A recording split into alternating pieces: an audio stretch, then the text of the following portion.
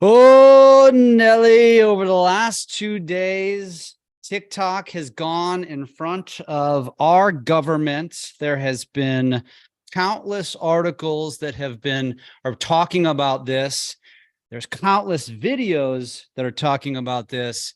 And what we've learned is going to blow your mind like it has ours. And we want to share and educate you what the propaganda over the last 2 years has completely skewed what we believe about TikTok. So I'm sharing my screen here because I'm gonna go through these articles to show you exactly what we've been reading. And there's countless articles about this stuff. You can use whatever source you want. What we try to look for when we're aggregating these sources is, are they biased with some sort of agenda? And so I believe what we're reading across a lot of these articles are not biased. And what we've learned is that most of the propaganda over the last couple of years against TikTok is pretty frivolous.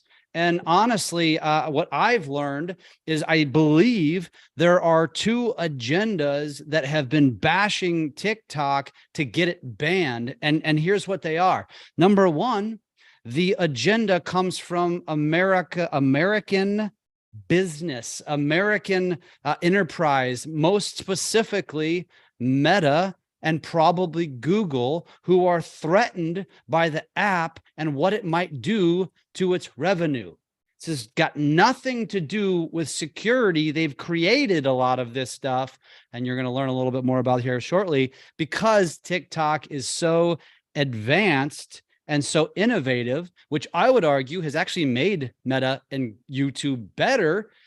If they don't have TikTok, what does that do? Does that now monopolize the market and give them more control? What we've learned is that Meta might actually be the evil empire here and not TikTok. Number two, we have learned that TikTok, because of the way it's set up, because it is not controlled by China, it is not controlled by any government, it is essentially a free forum for the truth. The truth, people. Like, people have access to put out content on TikTok that actually tells the world what actually is happening, not what is being controlled by enterprise or a government, which is the majority of the media that you now receive. This has been absolutely fascinating to me. And so for all of you who are sitting here thinking TikTok is controlled by China, it's actually the opposite. China doesn't allow TikTok, and I'm going to go into more detail about this, in China. They have their own platform called Douyin, however you want to pronounce it, Douyin. That is the one that they control. And actually, I've found our American government could probably learn a thing or two from what China has done with their TikTok in China, because what they're doing is putting controls over what kids under the age of 18 can consume, which is really smart. And, you know, as we know about China, they're controlling the narrative on some things. For example, anything that would put their government into a negative light, they suppress it. It goes away. Now, that I don't necessarily agree with, but that's why they don't allow TikTok. And I'll show you some examples here. But let me just give you some of the background here on TikTok that I've learned. First and foremost, did you know TikTok is not owned by China? It is owned by ByteDance, which is a Chinese-based company. They're based out of Beijing. Okay, ByteDance is. TikTok is a separate arm of ByteDance. ByteDance owns a lot of things, including at least 10 apps, some of which might already be on your phone and you didn't even realize it. One of them being CapCut. Okay, ByteDance owns it. ByteDance is based out of China. Okay, TikTok is actually based out of Singapore and Los Angeles. Yeah, that's Los Angeles in America. Oh, and by the way, TikTok employs 7,000 Americans. Why is no one talking about a ban on TikTok in America is going to completely eliminate 7,000 jobs during these economic times. Is that really good for America? Let's think about that. And I'm going to give you some more reasons here, but that's first and foremost. TikTok is not even based in China. It's based in Singapore. Oh, and by the way, I'll share this here in a second. I'm going to skip to this article here real quick. The founder of ByteDance, the one who created Douyin, and now TikTok is this gentleman. Let me see here. I don't think I have him teed up. It is a gentleman who actually is an Microsoft. Here he is. Wrong article. Here he is right here. Zhang Yiming, a former Microsoft employee. And oh, by the way, when you do a little research on this guy, you find out that he actually lives in Singapore. That's where he's based out of. Why? Because he doesn't want to be controlled by China either. He doesn't want to be controlled by China's protocols because of COVID. He doesn't want to be controlled. And so he's really actually probably as American as most of you watching this are. That is the founder of these platforms right here. He doesn't want to be controlled by China either. So let me digress for just a second and share with you some crazy things. So again, this particular gentleman, he founded this company called ByteDance, which is Beijing based. It started with Douyin, which is a platform that is solely in China. It's got over 600 million users. Okay, it's TikTok-like. It's very similar to TikTok, and you're going to be surprised because the narrative that you've heard, or the videos that you've watched over the last couple of years, are telling you that the Chinese-based TikTok, Douyin, is designed to educate and make their society smarter. Not true. Now, yeah, sure, they have controls for children under the age of 18, but outside of that, the app actually has two primary functions within China. The first one being beauty filters. I didn't know this, but as I was reading through this article, I didn't know that the demand for plastic surgery in China has more than doubled since 2014, because apparently there's some beauty standards that emphasize a slim figure, large eyes, dewy skin, and high cheekbones. I didn't know that. So in their app, Douyin, there's an automatic beauty filter. That's one of the reasons it is so incredibly popular, because of filters. On TikTok, the filters, you have to actually click the buttons. You have to actually make the filter happen. These are automatically built in. This is why users in China love it so much. The second reason it's wildly popular in China, Douyin is for shopping. It's for shopping, folks. It's a multi-billion-dollar industry in mainland China. They have over 460 million live streaming e-commerce users in mainland China. More specifically, I mean, you're talking about platforms like Alibaba, which is the Asian version of eBay, which was massive. It's way bigger than eBay is. And that is really what the platform is used for in this country. We have been brainwashed to think that it's all about censorship. Yes, that is a Chinese thing. That is why China will not allow TikTok, because TikTok is not censored. And now I've come to learn the reason why American government does not want TikTok is because TikTok is not censored. We might actually find out that these politicians are corrupt. They don't want that. Why the hell would they want that? And so they are the ones that are ultimately controlling this narrative, which probably has been created from the propaganda from Meta, who's telling politicians that this is why we should fear it, when the reality is we should probably be fearing Meta, not TikTok.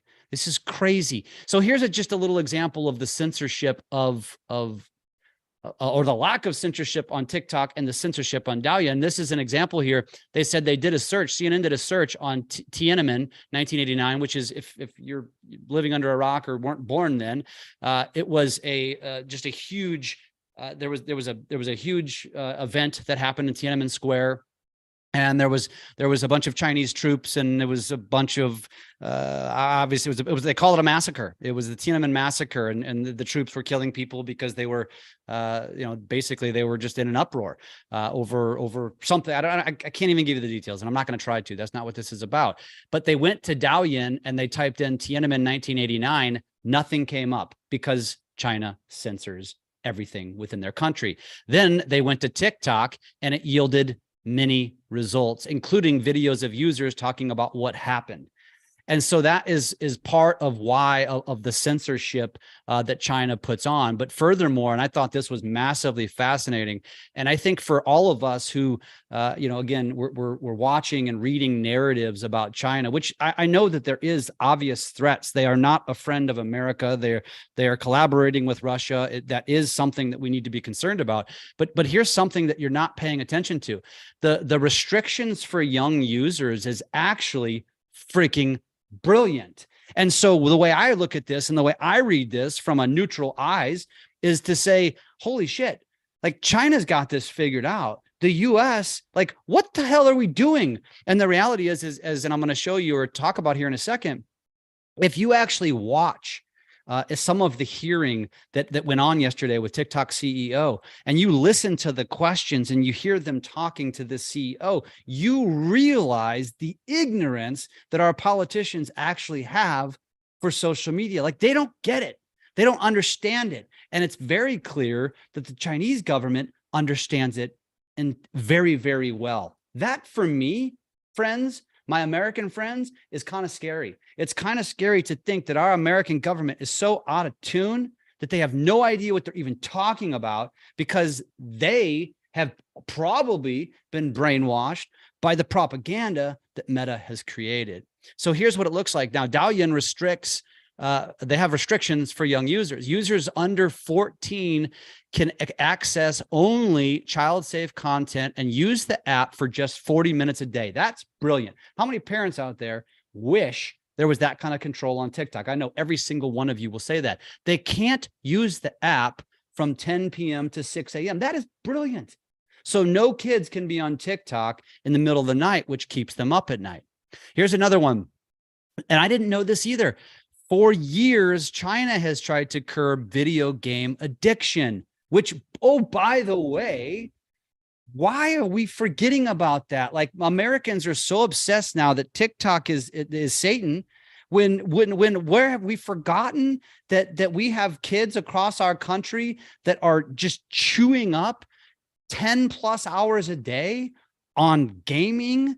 There's not many youth chewing up that many hours on TikTok. They are chewing it up on gaming, and we've just completely forgotten about it. Yet here, China has figured it out. They've announced a curfew for online gaming for minors. This was back in 2019. It's absolutely crazy. And on weekends, most users under 18 are only allowed to play for 3 hours. Like, this is where we could learn something from China, rather than looking at them and saying they are just trying to steal our information. And this is a great quote. There's been a very much of a laissez-faire attitude in the US towards content. I wouldn't call it laissez-faire. I'd call it ignorance. Like, they're not paying attention. I think most politicians are so in tune with their own agenda and their own pocketbooks and what's going to benefit them, that they are not paying attention to what is going on and what social media has now done. It's absolutely fascinating. Now, TikTok has, and this is something where TikTok needs to be better. They have taken a similar step. Of course, this wasn't put out in the media. I bet none of you who are anti-TikTokers actually knew this, but TikTok actually announced that every user under 18 will have their accounts default to a 1 hour daily screen time limit. Again, every parent that is watching this, you should, or if you know parents, you should share this with them. There's going to be a 1 hour daily screen limit. Here's the problem. The teenagers who are smarter than you with technology have the ability to turn off this setting. So you, as a parent, if I'm you as a parent and you want to minimize your kid's use of TikTok, you need to be going in and checking their phone and making sure that this default setting is not being turned off. Now, until they actually make this outside of the teenager's control, you're pretty much screwed here. So this this setting is pretty much useless, because I can tell you from raising a couple of kids that have gone through teenage years already, these kids know how to do shit that we don't. And they will figure out how to beat the system. So until TikTok fixes this on their end, and I think they should, I think this is something that the US government should mandate. I think we should mandate that we put restrictions on the TikTok app, just like China did. Isn't that crazy? We could actually learn something from China rather than looking at them and saying they're not, they're doing it all wrong, or they have these restrictions. You know, they have this censorship. I mean, some of it is actually good. And I mentioned this earlier, but TikTok, which, you know, seems to be the one in the limelight, is not the only Chinese owned app, which, by the way, it's not owned by China. So anybody who thinks it's owned by China, it's not owned by China. It's owned by a Chinese-based company. And the key here is, and I understand what some of you are thinking, well, China has the ability in their country to go in and basically request any data that they want from a Chinese-based company. TikTok has not allowed China to do that. The fear that we've created in our own country is that could happen at any time. But it hasn't happened. And I'll show you in the other article that our politicians are basically telling, they told the China or the TikTok CEO, we don't believe you. So they're not even giving him a chance. Essentially, they're just saying, we don't believe you. And again, a lot of it is a political narrative, because obviously we have issues with China. And so I think politicians are just making an automatic assumption that therefore that you have a tie to China, I automatically don't trust you. I think there's something unfair about that when you really look at this. When you look at the fact that they're not based in China, when you look at the fact that they've employed 7,000 Americans, when you look at the fact that 150 million Americans are on the app, I think that matters. I think that absolutely matters. I think what else matters is that, again, we are being naive and closed-minded, narrow-minded to think that there are other apps probably on your phone right now, CapCut being one of them, that are owned by Chinese-based companies. CapCut is actually owned by ByteDance, but it even cites, and I'm not going to go through them, 10 of the most popular free apps. 10 of the most popular free apps on Apple's App Store are developed by Chinese companies. And I bet you that everyone listening to this, if you went through the apps on your phone, which for some of you is probably in the hundreds, you have no clue where they're based out of, who they're owned by. You just have chosen to watch propaganda and believe it. And I'm telling you right now, folks, you need to be smarter than that.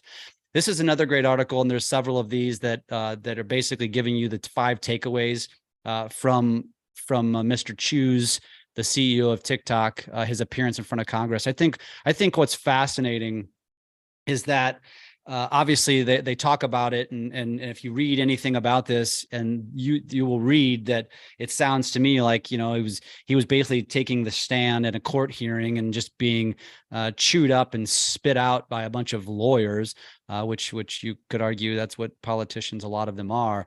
But you can look further into this. I think one of the more fascinating things, again, you know, he stressed, of course, it's American presence, you know, how many Americans we employ, but he also talks about this, like this title right here. And this is, again, the propaganda that we're talking about right here is they talk about TikTok's data collection practices. And I'm gonna, before I go to this article, I'm going to tell you something that I've been saying for years. When you're thinking about, when anybody has ever said to me, you know, I'm concerned that China is accessing what I'm doing on TikTok for their own use. And then I think to myself, okay, so what is China accessing here? They're going to get some videos of me dancing around with my wife. Then we're going to get some videos of me videoing my French bulldog, doing zoomies around the kitchen. They're going to have access to me doing some highlight videos of Lake of the Ozarks businesses. Let's see, they're going to get access to me, you know, drinking some beers on the boat at the Lake of the Ozarks and videoing other boats at the Lake of the Ozarks. Man, I can really see how the security of my country is going to be compromised because they're accessing what I'm posting on social media. You have got to be kidding me, folks. Like, think about it. If you're posting shit on social media that is going to potentially put you in danger, I'm going to tell you right now, like you've got bigger problems. It's not going to be China, right? It's every single app on your phone, as he says here, are the same data collection practices as all United States tech giants. And this has even been researched. In 2020, the Washington Post, they worked with a privacy researcher to look under the hood at TikTok, concluding that the app does not appear to collect any more data than your typical mainstream social network, aka Facebook, aka Instagram, aka YouTube, all of them. Furthermore, there was another company that did the exact same thing. A Taiwan-based researcher at the University of Toronto's Citizen Lab performed another technical analysis that reached similar conclusions. But you know what? You know what we did? We listened to a podcast by a very famous podcaster who went on to say he dug in to TikTok's rules and their back end, the terms of engagement or the terms of service, and talked about how they have access to all of this stuff. I'm going to tell you right now, you know why that podcast was created? And I don't know this for a fact, but this is my speculation, because he got paid a very large sum of money by a certain company to spread bullshit. That's what I think happened. It's exactly what I think. I'm talking about Joe Rogan. If you want to go look it up, go check that out. And while you're checking out podcasts, if you want to get a feel for how Mr. Zuckerberg is, which he is a aggressive businessman, I would compare him to Bill Gates or Elon Musk, very successful man who's very power hungry, who wants to control our lives. You should go check out Business Wars. And it's called Business Wars. It's a podcast, and it's Snapchat versus Facebook. Go check it out, and you will learn how potentially vindictive Mark Zuckerberg can potentially be in his quest to monopolize and control social media, aka control you as a human. It's frankly quite sickening. And regardless of that, regardless of my feelings towards Meta or Facebook, like I'm still going to be a massive user of it because I see it as a vehicle, as a tool for my business, the same that I see for TikTok. And you know what I think TikTok is? I think TikTok is wonderful for social media. Why? Because it has forced these platforms, as I mentioned in the beginning, to innovate, to be better. If TikTok doesn't exist, number one, does that just mean that these platforms just kind of dumb themselves down again? Or I'll tell you what it probably means. There's probably about 10,000 other potential social media apps waiting in the wings to take TikTok's place. And oh, by the way, remember, TikTok basically was derived from, it just evolved from Vine and then Musical.ly. And so it's not like they just had this epiphany one day and they just created this thing from thin air. What they did create was a very intuitive algorithm that is smarter than what Meta's been able to create, therefore has become a threat to their business, not to our security. It's a threat to their business. That's the problem here. I think this is, of course, very important. I've already touched on this. I won't beat it to a horse, but I think the moral of the story is that we need to take a page out of China's book and put some restrictions here. Here's what I will say, and I'm not going to downplay this because the politicians yesterday, as they were grilling TikTok CEO, they talked about this blackout challenge and how some girl later died trying to mimic the challenge. Look, listen, like that's not to be minimized, and that's horrible.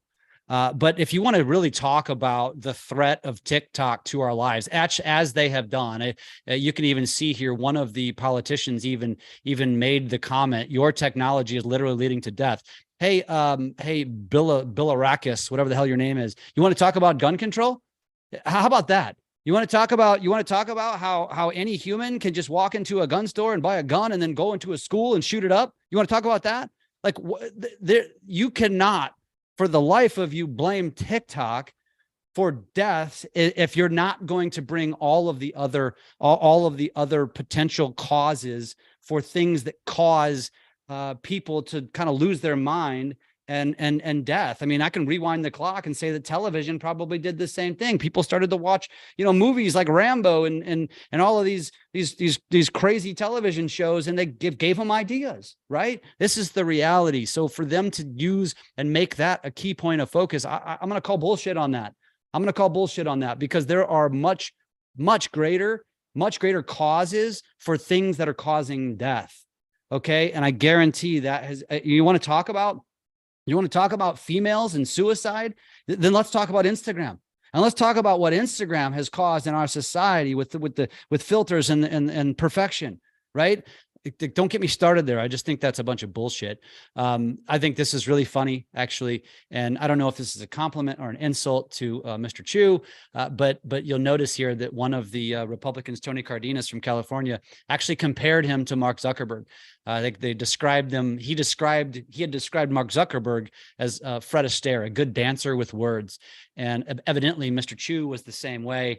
I don't know if avoiding questions is the right response. I think these politicians, their ignorance comes into play here. They're expecting this to be a black and white conversation of yeses and nos, when in reality, there's a much deeper conversation, which my guess is Mr. Chu was just, explaining how it works, and he's explaining it to a bunch of idiots, in my opinion. And I will end that by showing this is a great example. The chair, Republican Kat Kamix, she had a lengthy critique of TikTok's content moderation and links to China. So as she finished, Mr. Chu says, "May I respond?" To which she promptly said, "Nope, we're going to move on." Like, that's ridiculous. That is absolutely ridiculous for anyone to look at that and say they gave this guy a chance. I mean, they set him up. They set him up with on a ledge, and they left him out there just to hang. Right? They're going to stone him. You go on down the line of metaphors that you can use there. Moral of the story is this I did read, and I think from a positive perspective, as I think a lot of people are going to look at this as me being an apologist for TikTok, which isn't necessarily the case. What I am an apologist for is the truth. What I want is I think I'm fearful of what we are so blind to, and I'm fearful to the fact that our own country is basically creating propaganda to blind us because of the fear of how it's going to affect the wealthiest companies in our country and the wealthiest people who are controlled by those companies, aka politicians. And we are so blind to it, and we are the ones consuming this media and being being given this frivolous content. And I will say this too. For those of you that actually watch the news and pay attention to media outlets, and I know that I'm reading through some of them right now with CNN. Here's the reality, and you're blind if you don't realize this. Most media companies, their job is not to give you the truth. Their job is not to put out news that is potentially even newsworthy. Their job is to drive ratings. Their job is to get more eyeballs, to drive more revenue. That's number one. The second job is to put out the news that they're being told to put out by the companies that are funding their existence. And again, you're naive if you don't think this. And I've been responding to people on Instagram today as we've been talking about this, and telling them that, frankly, I don't believe any sources anymore. And if you want to talk about one of the most controversial topics in the history of our lives, it just happened in the last couple of years. It's called COVID. And there was this massive divide between those that believe that this was all manipulated and created versus those that were, thought that were truly fearful of this thing. And they were the pro vaccinators, and then you've got the anti-vaccinators, and it just caused massive divide. And frankly, if you went out and you read and you listened and you watched videos about this stuff, oftentimes you could see at some point during these articles or during these videos that there was bias. There was massive bias. And so, as personally, I considered myself somebody in the middle of that. I made sure that I was educating myself from a multitude of sources so that I could form my own opinion and not let my opinion be formed by somebody who had bias, by somebody who was probably filling his pocketbook as a result of the article or the video that they put out. And I think we as humans, not just Americans, we've got to be better than that. We've got to be smarter than that. The moral of the story is, it doesn't look like the ban is necessarily imminent. I think it's going to have to go through multiple layers, including Congress. And it looks to me like I think they're probably working more towards actually finding a solution to making TikTok quote unquote safer. Again, I think that's just going to come with a little bit more American control. And I'm going to tell you right now, now that I've read through all this stuff and I've read these articles, and there's 3 links that In will share in the chat and we'll share here, is that ultimately our country wants control over this app. And I think as they get that control, it allows them to control the narrative. Now, I hope they use that for good. I'm not really so sold on that at this point. I think they're probably going to use it to obviously control what is and what isn't put out. Hopefully they will use it to put restrictions for children so our kids, aren't so addicted to this type of stuff. But I'm going to tell every parent out there who has told me that, man, I wish TikTok would go away because my kids do this, my kids do that. My response is, what do you think? TikTok goes away, we're just automatically going to go back to the 1980s and kids are going to go out and play in the yard again and kids are going to go riding their bikes? No. Hey, mom and dad, your kids are going to go find another app to play around with. Your kids are going to go find another game to play. Like this is the evolution of mankind. This is the evolution of our world. It's not going to change. TikTok going away is not going to impact where your kids go. What's going to impact what your kids do is you spending time with them. Okay. That's what's going to impact it. And you're not going to change this. This is where kids now, this is how they grew up. It's different than you and I grew up if you're my age or older. And so what you have to do is just be a better parent. That's what you have to be. You're going to probably have to put your own restrictions on this stuff. And that's not what this is about, because I'm far from perfect.